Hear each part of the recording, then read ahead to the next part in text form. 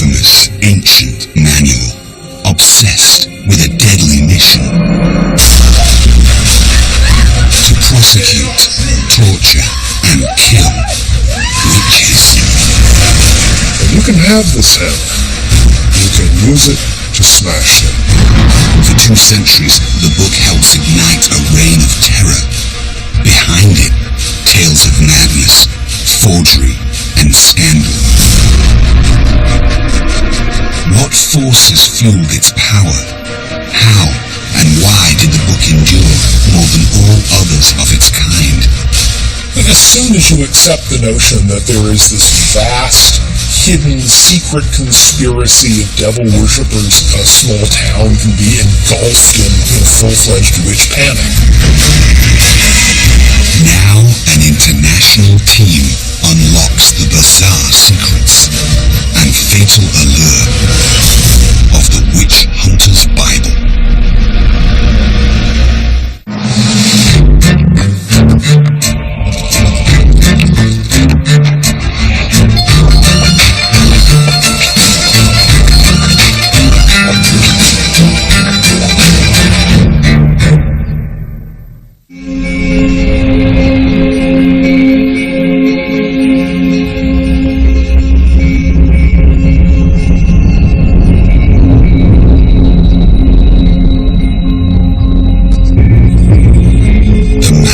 Maleficarum. Translation: The Hammer of Witches. 256 pages of dense Latin text, written in 1486. It is arguably the most comprehensive encyclopedia and legal manual ever created to prove that witches are real and must be put to death.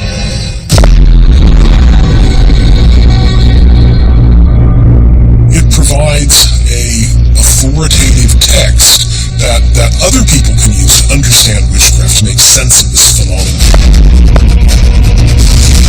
In the 16th and 17th centuries, with an estimated 30,000 plus copies in print, the Hammer of Witches spreads across Europe like a plague.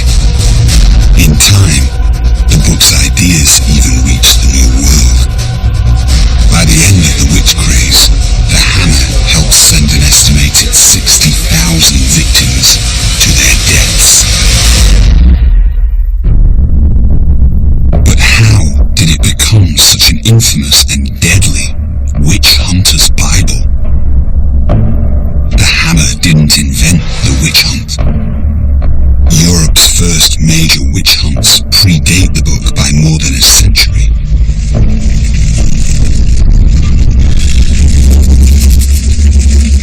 And other religious scholars had already written texts condemning witches.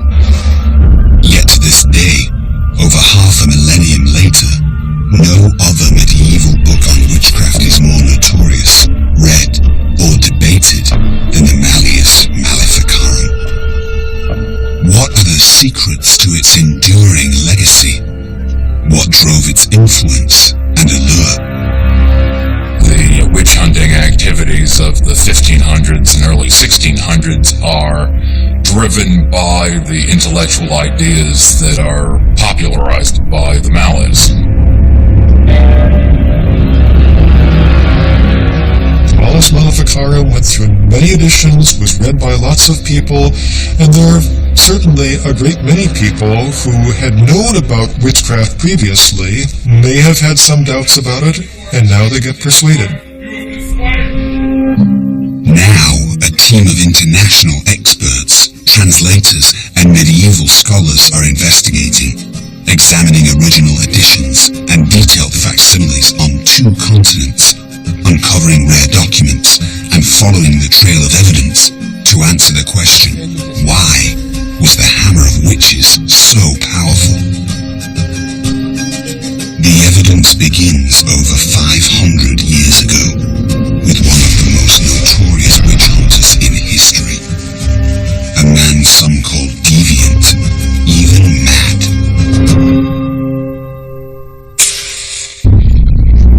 1485, Innsbruck, Austria.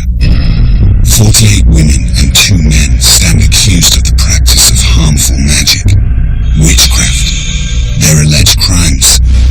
seducing adulterous lovers, using spells and elixirs to cause illness or death. One woman bears the brunt of the charges. In her trial, a visiting inquisitor takes command and ignites a scandal. He asks her about sex acts performed under diabolical influence. He insists sexual promiscuity is a portal to her witchly powers. A lawyer sent by the local bishop intervenes. He accuses the visiting inquisitor with unseemly and unlawful conduct. He demands all charges dismissed. The visiting inquisitor leaves Innsbruck, his trial a failure.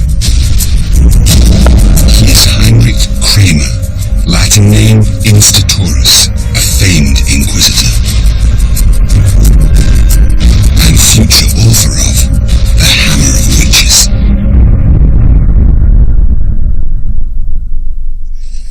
1486.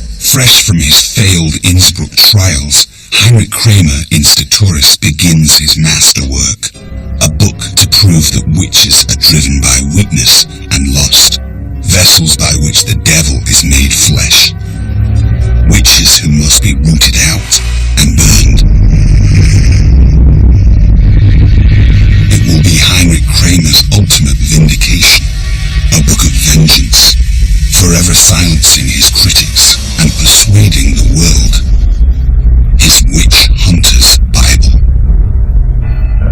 When he wrote the Malleus Maleficarum, Kramer must have been very, very angry and very, very frustrated. He had failed as a witch hunter. In a way, it is his last will, if you like, his testament. The Hammer's greatest achievement was to take one man's vengeance and make it a cause. One possible clue to its power? For centuries, Kramer's masterwork appeared to have the blessings of the church, yet looks can be deceiving.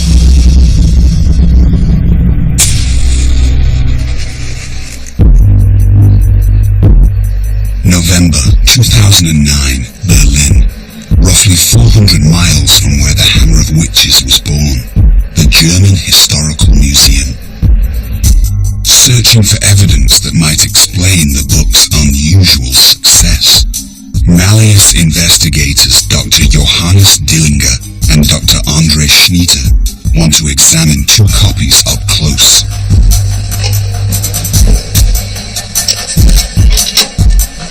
Available for viewing exclusively by appointment, this carefully preserved Hammer of Witches is more than 500 years old.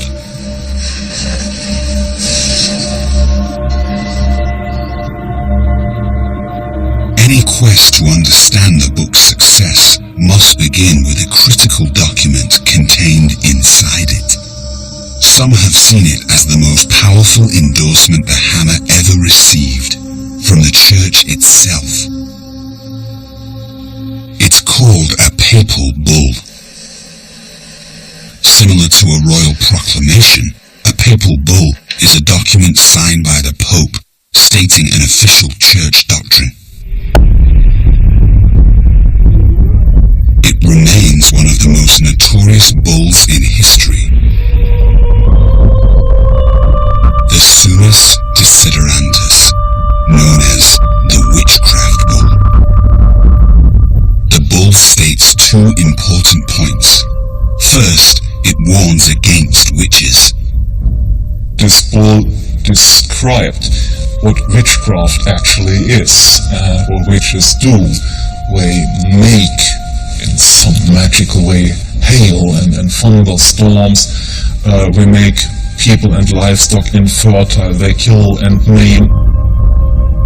And second, it gives official sanction by name to Heinrich Kramer to hunt them down. Today, it's hard to imagine the sway such a papal decree would hold, persuading readers that witches are real and that the Hammer itself had the blessings of the highest religious leader of the day.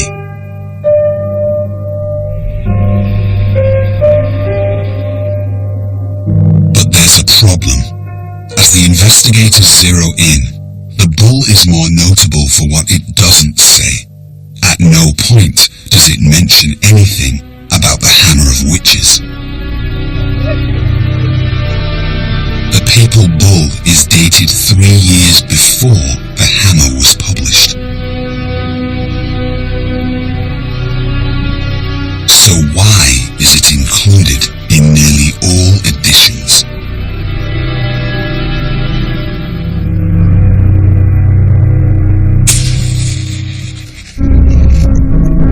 The answer begins in 1484. According to some historians, Heinrich Kramer prepares to travel to Rome. He is frustrated by authorities refusing to cooperate with his witch hunts.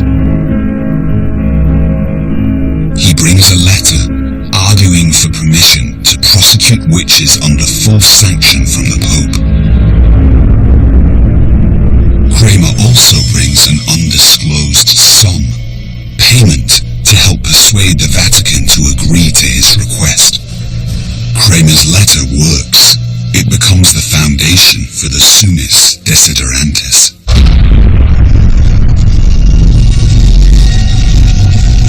The Papal Bull says nothing about the hammer at all. Yet Kramer knew exactly what would happen if he put it front and center.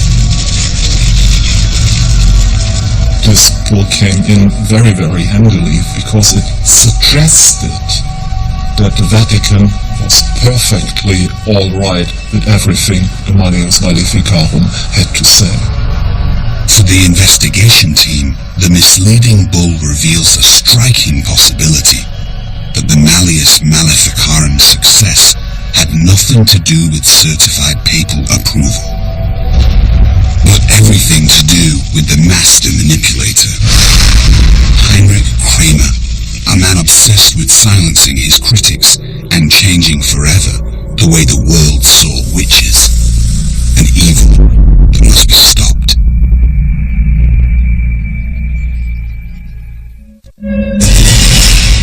The Malleus Maleficarum, Witch Hunter's Bible, is about to be born. 1485 to 1486, the Tyrol region near Austria. Author Heinrich Kramer's Hammer of Witches begins to take shape. He is determined to create the definitive encyclopedia on the witch hunt. Kramer takes literally everything he can get his hands on to prove that there are witches, and witches are really, really dangerous. The hammer describes the dangers of witchcraft in detail. Clairvoyant sorcery, spells for deadly diseases, babies kidnapped and sacrificed, conjurations of natural disasters, blood-drinking acts of cannibalism, witches flying through the air to meet demon consorts and attend ceremonies of black magic, sabbats. In his book, Kramer also incorporates real-life examples of his own witch hunting. One sensational trial becomes his model. A trial that took place before his humiliation at Innsbruck. He sees it as a perfect, deadly witch prosecution. 1484, Ravensburg, Germany. A hailstorm has ravaged the region. The suspected cause? Witchcraft. In court, 8 women face a delegation of local officials, and one other, Heinrich Kramer. Nearby is the Inquisitor's favored punishment, the strappado. Pulled upwards by their wrists, victims hang, often until their arms dislocate from their sockets. At last, according to Kramer, 2 women confess to acts of demonic sorcery, causing deadly storms. Heinrich Kramer orders the women burned alive.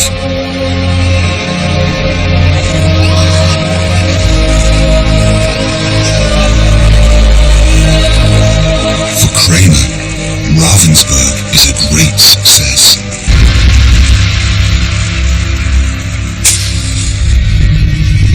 Two years later, in his masterwork, he depicts the trial as only he can, a detailed account from the executioner himself. In the town of Ravensburg, two women were burned to ashes. They endured many injuries at the hands of the devil. Yet to sell his book, Kramer fears his own credentials are not enough. To persuade his readers, he needs an illustrious co-author. What happens next is one of the biggest controversies surrounding The Hammer of Witches. Virtually all editions of the book credit two men, Kramer and a professor from the prestigious University of Cologne, Jakob Sprenger. Jakob Sprenger was one of the leaders of the Dominican monks in Germany. Some experts believe Sprenger did nothing more than write the Hammer's preface. Others, that the more distinguished scholar acted as a literary advisor. And still others believe Sprenger had nothing to do with the book at all, that Kramer simply forged the illustrious Sprenger's name. The reality was that Sprenger was much better known than Kramer, and that's exactly why Kramer put his name on it. One thing nearly all scholars agree on: Heinrich Kramer was almost certainly the dominant author. The Hammer, inflamed with passion, filled with sensational language, is personal. November 2009. At his offices at the University of St. Andrews, Scotland, Malleus team investigator and historian Peter Maxwell Stewart looks to the text for signs of Kramer's overriding influence. When you're looking at his Latin, some words suddenly spring out from the text as being highly emotional. He could have chosen other words, but he actually chose these. The word sportritiae is a very vivid and a particularly nauseating term. It means filth, disgustingness. Locatio is an extremely unusual word. It means chasing after mistresses. He says that this is what witches make men do. It's that kind of language that leaps off the page every so often, that illustrates Aestotoris's personal attitude. 1486. By year's end, The Hammer of Witches is complete, a reference manual that goes further than any book before it, explaining the dangers of witchcraft. Witchcraft, one of the fundamental problems with it is it doesn't seem to make a lot of sense. This whole notion that there's this diabolical conspiracy that God allows Satan to give these women fantastic supernatural powers doesn't sound very plausible on its face. And what the Malleus does is explains exactly how this works, why God does this, and the evidence that exists to demonstrate that witches really do exist. To make its case, the book is organized in 3 parts. Part 1, a philosophical argument proving the existence of witches. Part 2, a guide for clergy, how to recognize witchcraft in your own community. And 3, the most infamous of all, a legal manual, practical handbook for accusation, prosecution, and the witch death penalty. His book complete, Kramer could have no way of knowing how successful his 3-part Witch Hunter's Bible would become. In time, it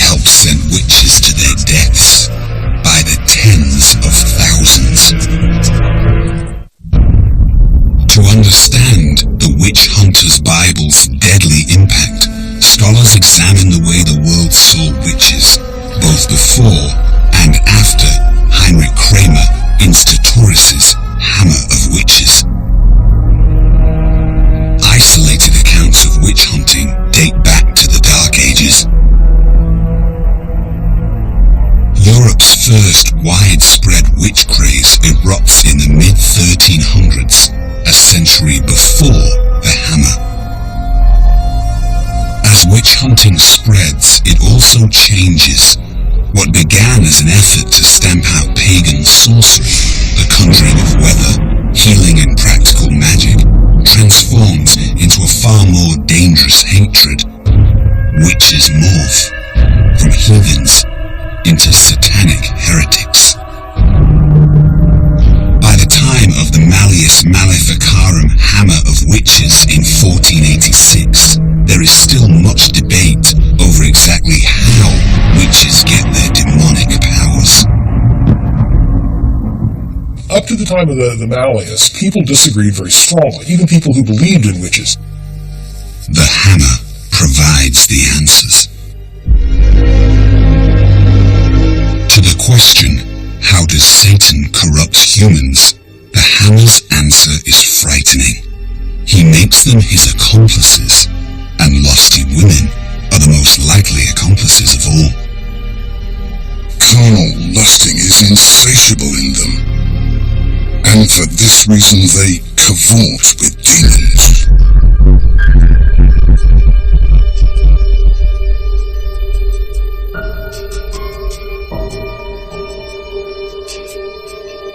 Kramer is the one who provides the most systematic proof that these accomplices are almost always women. The title of the Malleus Maleficarum identifies witches as female.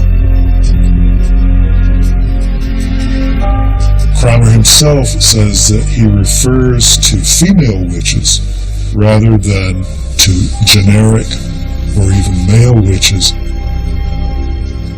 To the question, why are witches to be feared and exterminated, the answer is even more terrifying. Witches are a sign of the apocalypse. Before the day of judgment, they will all be equally cast down into hell. Institoris ties this harm, this devil worship, to an apocalyptic fear of the end of days. God is so angered by the heresy of witchcraft that first of all he's permitting Satan to help witches do terrible things. Second of all, he's going to eventually bring the world to an end. Not eventually, he's going to do it sooner rather than later.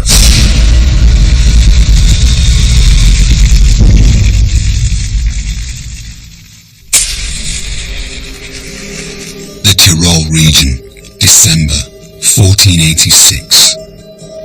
Offering new answers to age-old fears and superstitions, Heinrich Kramer's masterwork is almost ready to be published. Yet to help guarantee the book's success, one final document is missing, a critical review called an approbation. Like a modern-day celebrity endorsement, without an approbation, the work may be doomed to failure. It wasn't absolutely a given that everything that he claims in this text was going to conform with Catholic orthodoxy. I mean, his claim that witchcraft is the greatest heresy, that seems kind of odd, actually.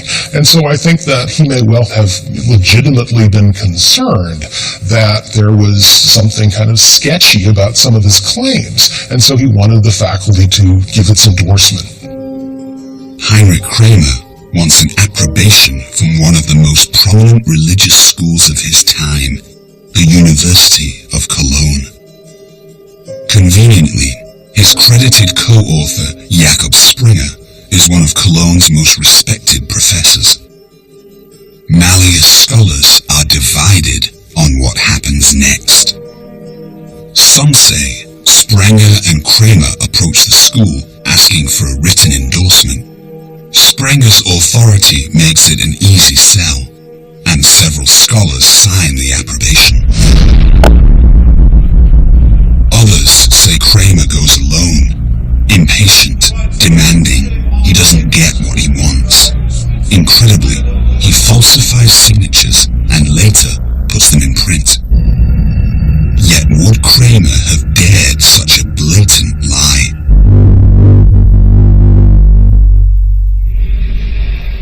Centuries later, two Malleus investigation teams work in tandem, examining the approbation up close.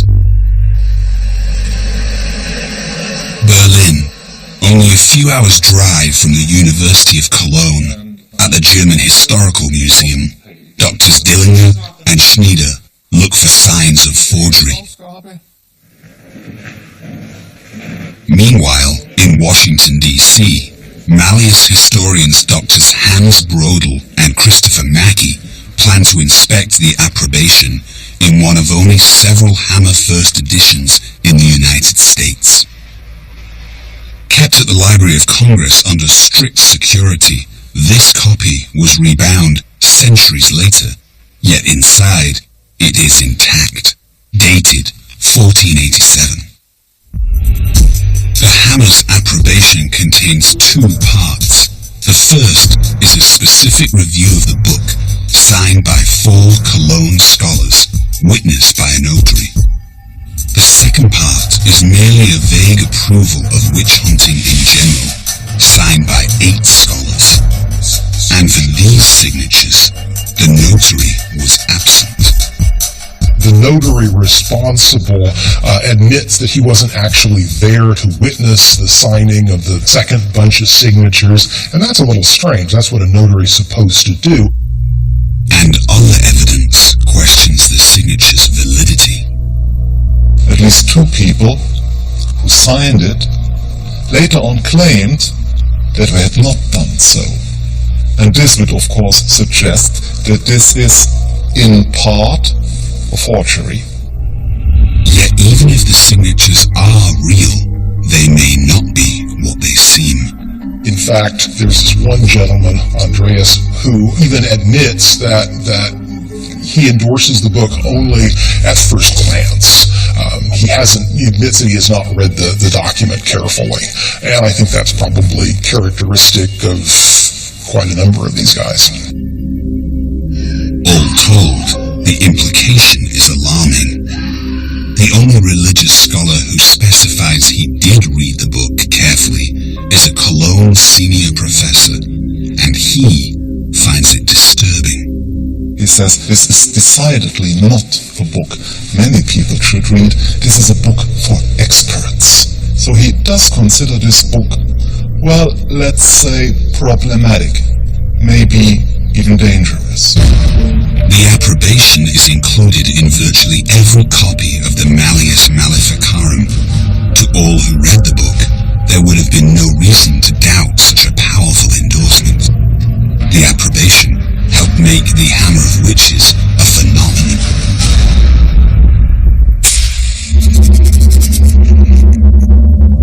By late spring 1487, with the approbation complete, the Malleus is ready for the public.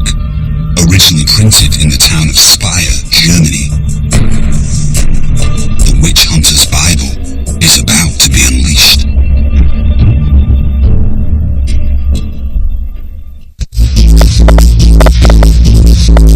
One of history's most infamous witchcraft books might have fallen into obscurity. But the Hammer of Witches coincided with an invention that changed the world.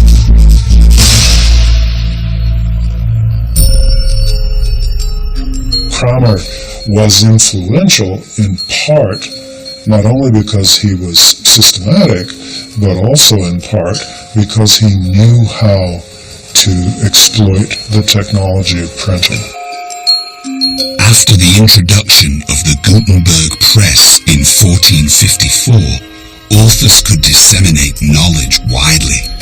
For the first time in history, anyone with the means could write, print, sell, and distribute a book, influencing public opinion on a massive scale.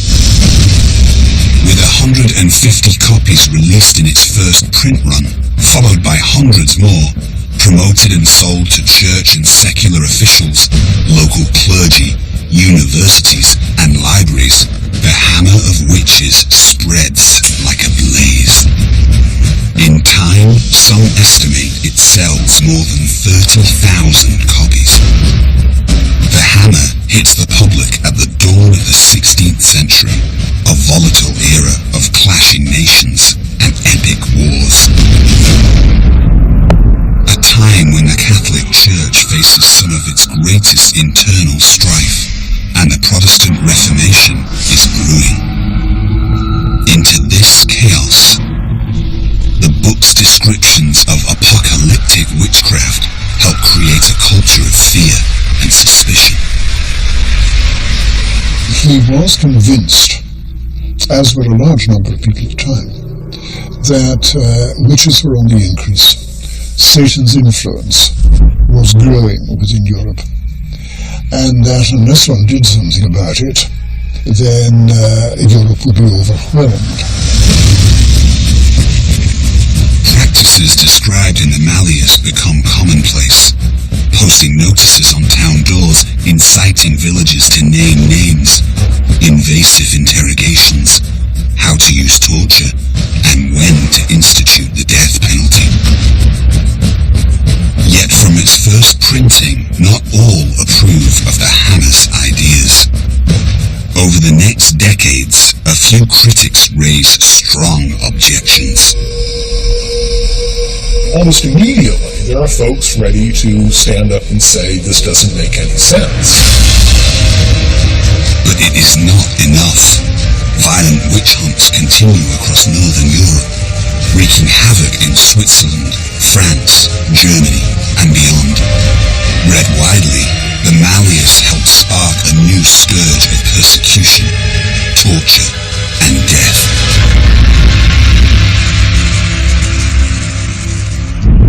1563, Wiesensteig, Germany.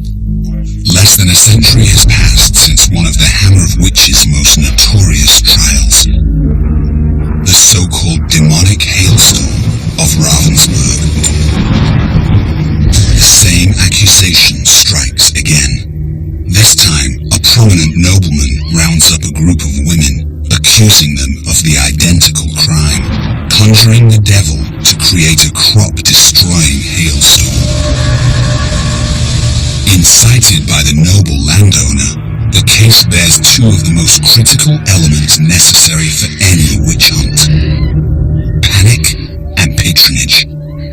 You always need a prince who is really willing to lend his power to witch hunters. You need a prince who is willing to accept witch trials in his courts.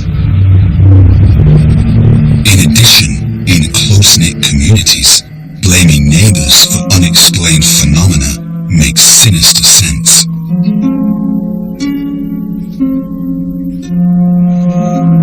From time immemorial, people in small, claustrophobic contexts, like villages, have had trouble with each other. One thing that this has led to in many societies is, in fact, this notion that certain people have the power to harm other people.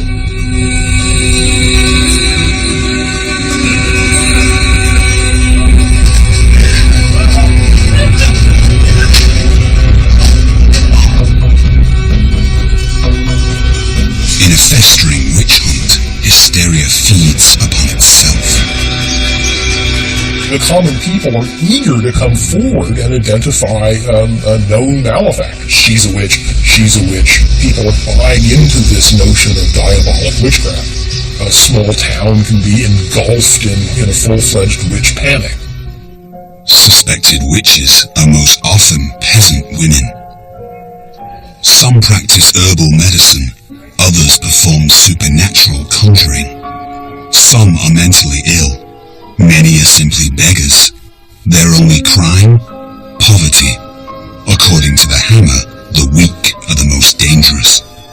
They're very deeply depressed, and along comes this extraordinary personage who turns out to be the devil, or a demon, and promises, if you do what I tell you to, I will restore your fortunes. At Wiesensteig, the women are tortured. Inquisitors who consult the Malleus Maleficarum's witch hunter's Bible know it is the surest way to get a witch to confess.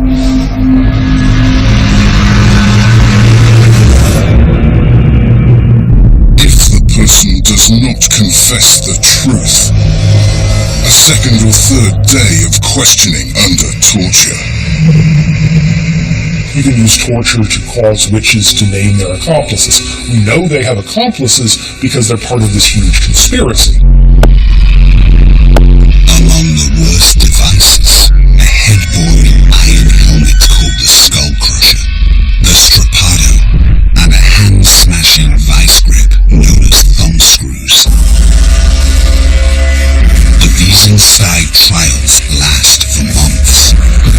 In total, more than 60 women confess and burn at the stake. And they are not alone.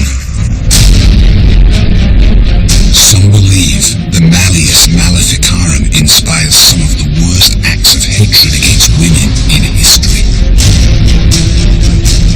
But could such hatred, or something else beneath it, offer a clue to the book's powerful allure?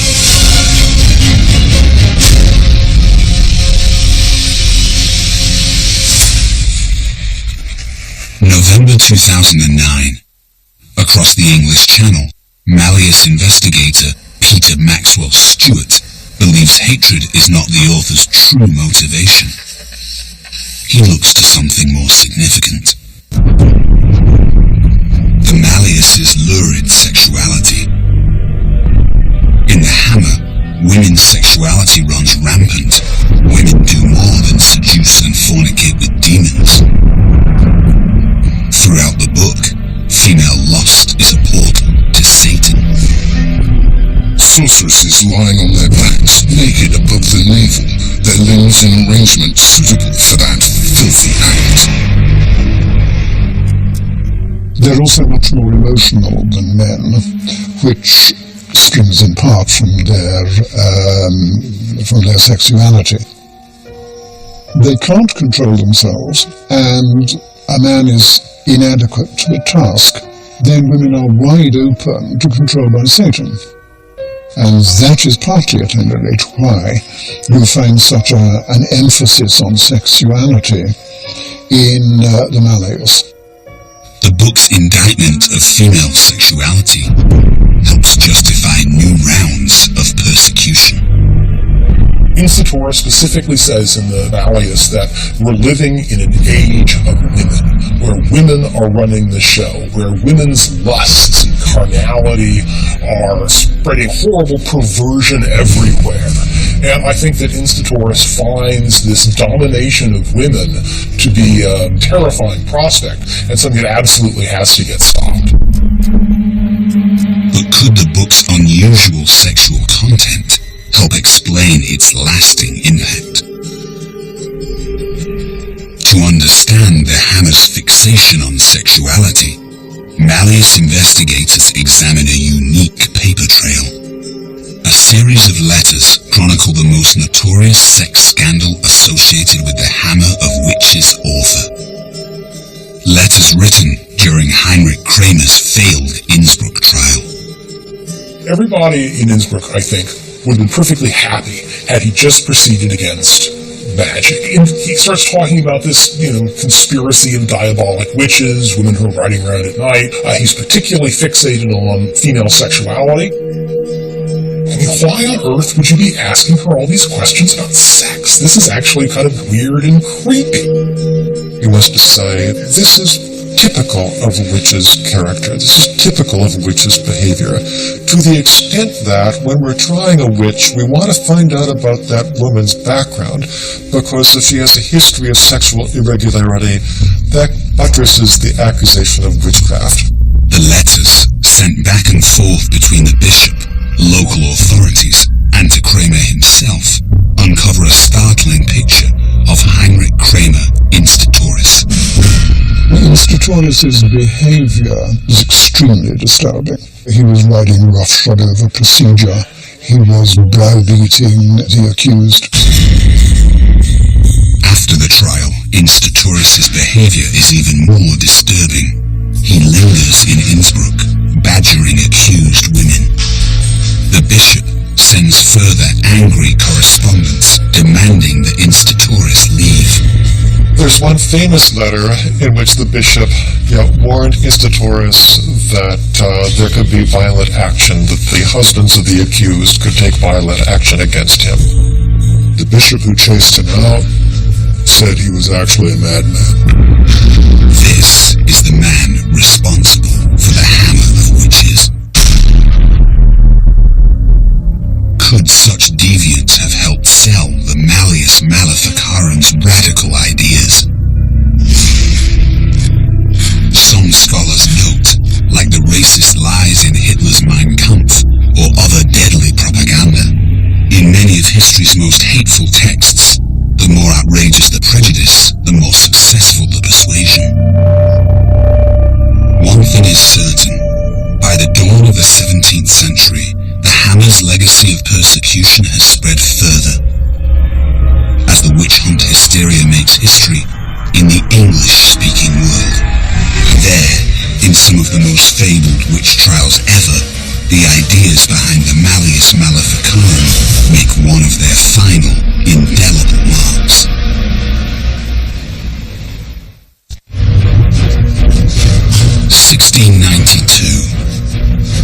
The witch hunter's Bible's most dangerous idea helps turn a colony into a mob.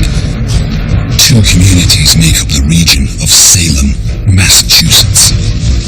Rumors of violent acts of witchcraft against children begin to circulate, and accusations turn ugly. If your goats have been dying, your kids have gotten sick, if you can associate these harms with threats from unpleasant people, you've got a case of witchcraft. Some prominent citizens dare the unspeakable. They express doubt. They question the validity of the charges and of the witch hunt itself. They too stand accused. Any who express doubt or defend their honor are suspect. Imagine living in a city today in which you knew that there was this secret diabolic conspiracy. Other people were blithely going around denying it, saying, oh no, this isn't true, this would seem worse than stupid, this would seem positively evil. Children bear witness. Family members die trying to protect their own kin. In time, even respected villagers hang from the gallows.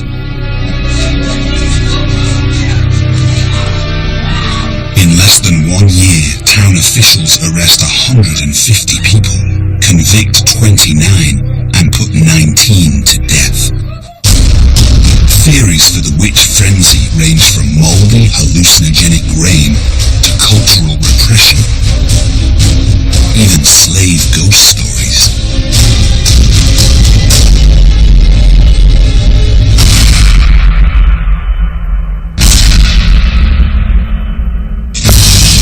But no matter what the cause, any examination of Salem's horror leads to the single most damning legacy of the Malleus Maleficarum.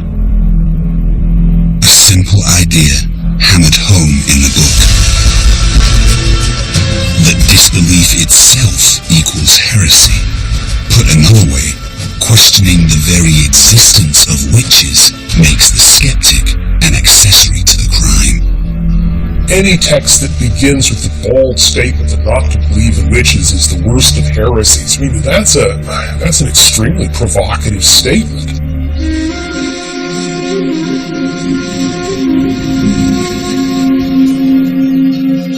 In the psychology of witch hunts, such reasoning is the final nail in the coffin. So under these circumstances, when you have people compelled in the courtroom to name their accomplices, even those who don't have this history of practicing sorcery, even in some cases very respectable townswomen, villagers, can be fingered as having been there at the assembly, having sworn allegiance to Satan. That's something new and importantly new. And today, analyzing all witch hunt psychology, scholars agree. For 200 years, by turning doubt into a crime, the Malleus helped transform misogyny, paranoia, and fear into a monstrous institution. In the aftermath of Salem and trials like it in Europe, the witch craze is over. By the end of the 18th century, some estimate the final tally of witch dead at 40 to 60,000 victims.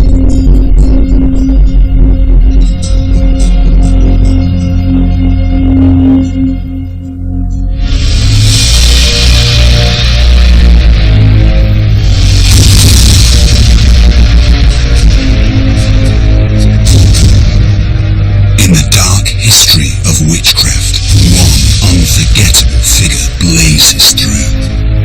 Heinrich Kramer Instidoris.